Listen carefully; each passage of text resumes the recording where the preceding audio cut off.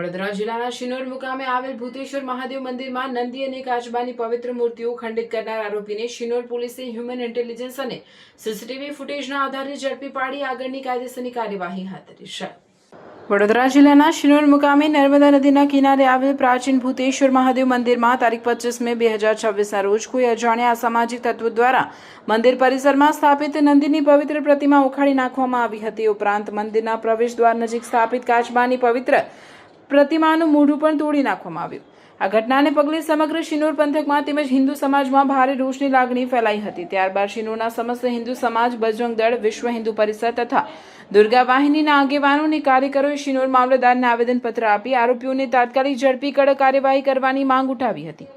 ઘટનાની ગંભીરતાને ધ્યાનમાં રાખી શિનોર પોલીસ સ્ટેશનના પીઆઈ આર વસાવાના માર્ગદર્શન હેઠળ પોલીસ દ્વારા સઘન તપાસ હાથ ધરવામાં આવી હતી।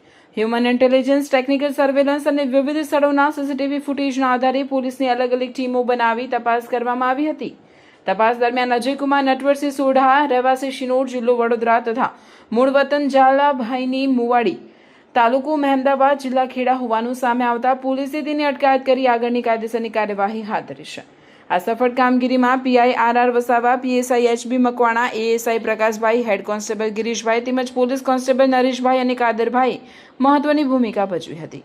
રિપોર્ટર સંજય ખત્રી, શિનોર સમાચાર ન્યૂઝ, શિનોર।